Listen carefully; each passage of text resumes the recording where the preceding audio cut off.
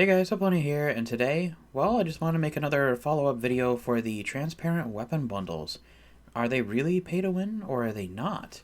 I decided that we're going to be doing another recap on this because there's more details that I need to cover, and not to mention, I did not expect this video to be blowing up as I thought it would be, and especially with all the comments and stuff like that, and lots of questions and concerns on my graphics cards and all sorts of other goodies. So I suppose we're going to dive into this deeper today and cover up more of like the concerns and questions and stuff. But once again, I just want to thank you guys so much for all the support already on this video, which I once again did not expect. I thought it was just going to be like a shit post and no one comments or anything, but no, wow, I'm actually surprised. So I might as well take my chance with this and try to take it a little more serious and, you know, work on my professionalism, I guess, I suppose, and follow up on the video because, you know, apparently this is doing good, so why not, you know? So we're going to dive right into this. So we're going to be answering a few questions in the comments. So Postman3732 said you're on a GTX 1070. That is true. The GPU now has to render everything behind the gun, through the gun. Same issue occurs with active camos and calling cards. I mean, I suppose a lot of this is, yes, true in a sense, but there is one problem, and we're going to be diving into this here in a bit as soon as I read the rest of these. Sam Smith 7532 also said, I think it would be a good focus for his channel to optimize builds towards shared hardware other users might be on. There's no mystery with the 1070, my dude. There's a whole ton of people who use this class and card still. With the experimentation and sharing results and stuff like that, that is a good question in a sense. Yeah, we're going to be doing another experimentation today as well with certain attachments, seeing if they lose any frame rate or not. But once again, I don't know what everyone runs on Call of Duty, really.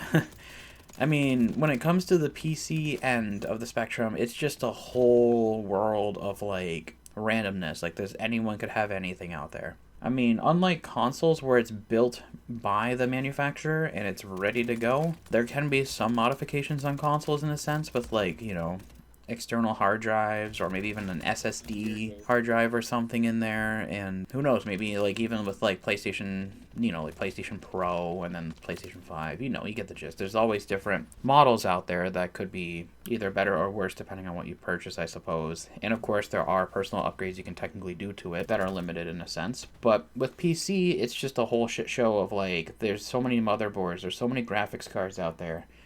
I don't know what you guys run, and I never really thought of it when it came to this video, because, like, when I came to the video, I noticed that, like, when I used my transparent bundles and stuff like that to, you know, just go for quad heads and such, that I didn't realize that it was going to chew up a bit of my frames. But I think it's mainly because of this big issue that I'll be explaining here shortly. We're just going to double check the rest of these comments real quick. Source2 said, not surprised something like this drops frames. Gotta be one of the worst optimized games on PC. I suppose, that's true. But once again, I guess due to my system being a little outdated, but it's okay. I mean, we all run on something, you know? Gagagoo said that's actually a horrible loss in frames and you have to pay for it too. Yeah, it's understandable. I still bought it anyways because it's cool, you know? Like, with the Haymaker, I'm happy that there's slug rounds that are in a shape of a bone, which I think is awesome. Unfortunately, I can't exactly use it on every single slug shotgun that's 12 gauge, but it's still cool nonetheless, and I was happy about it. Once again, I'm still very happy with the Haymaker and all the other bundles I bought that are affecting my frames. It's okay. It still looks cool. But if it does affect my gameplay when I'm aiming down sight, I'll see what I can figure out to kind of reduce that lag, I guess. But for now, it's still fine. Everything's cool. The Punisher said, you're using an 8-year-old graphics card. He's on GTX 1070. You don't get to complain about performance in a 2023 related game. You're barely making minimum specifications. That's acceptable performance for that card, even at the lowest point of your test. That is true. I technically do not have much room to talk about it in a 2023 game. I didn't really factor that in as well, which is understandable. There is kind of more to this, but once again, I don't know if this really, like, I don't know. It's kind of odd to explain this one issue that I'm having here. So now to answer the question that I've been kind of like covering up here for a moment because I was reading messages and such. Okay, so my GPU is essentially taking a nap when playing Call of Duty, and my CPU is doing all the heavy lifting. What do I mean by that? Bottlenecking. My GPU is doing nothing. It's 99 to 100% bottleneck, while my CPU is doing all the lifting at 1 or 0% bottleneck. So, what does that mean? Essentially, my GPU, like I said, is taking a nap, and it's not being utilized. I don't know if it really truly is being utilized, but we are about to find out these results right now with a quick little benchmark that I got pre-recorded and ready to go. Now, what I am using for a recording for this is the Shadowplay from like the NVIDIA drivers and stuff like that, which I don't know if it's really called Shadowplay, but it's just like the function where you can like record stuff and also have like the 10-minute clips or whatever, you know, kind of like PlayStation where you have like the save button, you know what I mean.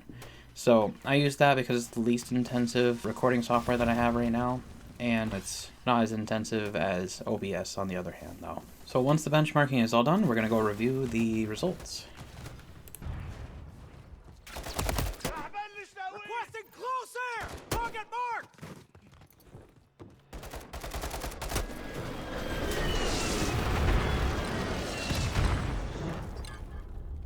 On your six.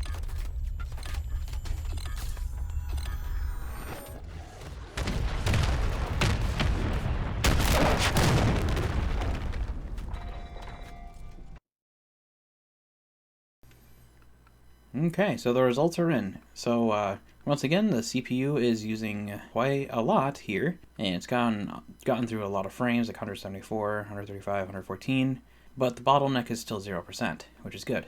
The GPU, on the other hand, is averaging about 93 frames, lowest fifth and first is like 71 to 64, temperature is about 65 degrees Celsius, and its peak temperature was 69, but its bottleneck is 100%. And of course, there's more system summary stuff right on the right side if you guys are interested. So yeah, that's the benchmarking. So now that we got all the benchmarking done and stuff, I'm going to explain, I guess, in a sense, why I'm not upgrading yet. Well, the first major part of it is money. It's not exactly a free world, you know, you can't just get your stuff for free all the time, so I don't exactly plan to upgrade yet because, once again, money is an issue in a sense, and I don't know how much it's going to cost for me just to upgrade, what to upgrade exactly, because, once again, like, I believe it depends on the motherboard. I mean, once again, I don't know shit about computers, like actual parts and stuff. I don't know anything about that territory. I'm guessing it's going to need a new motherboard or something if I'm going to be going newer, I guess, for the graphics card. But once again, I'm mainly worried about if I do get a new GPU and stuff, I'm worried if it's going to be bottlenecked or not. I'm not sure if there's websites out there that explain what's bottlenecked and what's not, so I'll probably have to do some research on that, but right now I am happy with the setup so far. But we're going to get into the next part that I am worried about, and that, once again, being potentially having to get a new motherboard. Now, the sketch thing that I heard about motherboards right now is if you're buying a used motherboard, it could also have a potential chance of being hardware banned. And I'm not saying, like, if I were to buy a used motherboard right now, and they said and confirmed that it's not hardware banned in any way, shape, or form, and I plug it into my PC and then it becomes hardware banned, no, I'm not saying that's a chance. I'm saying there's a chance that the seller could be potentially hardware banned on that motherboard and could be selling it for cheaper and could potentially scam me by giving me a hardware ban on my hardware, and I don't want that. So that's another sus part about getting motherboards now, is having to worry about hardware bans. I'm not exactly ready to deal with that, but once again, when that ship sails, we'll go for it, you know, we'll figure it out. Now, let's see here. So the next step, or next thing I should discuss as well, like, why haven't I upgraded as well, is because I'm kind of just happy with the setup it is currently right now. It feels fine. Everything's cool, I guess. I mean, I get the frame rate being a little on the low side, I guess. Like, I get it.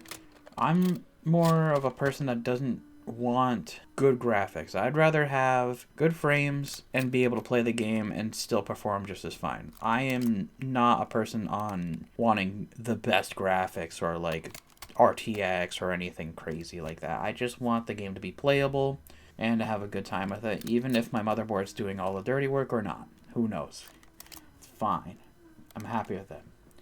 Which also, another good thing about this too, with this bottleneck, I can take advantage of it in a sense and use that GPU to do a lot of work for recordings and stuff from like OBS and maybe even Shadowplay if that's a thing.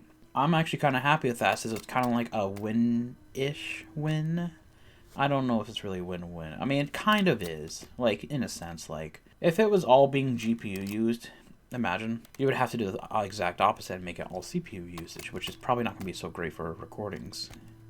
With this bottleneck all on the GPU and not the CPU, so the CPU is doing all the work, I can utilize the GPU to still use OBS and all that stuff and not potentially lose as much frames.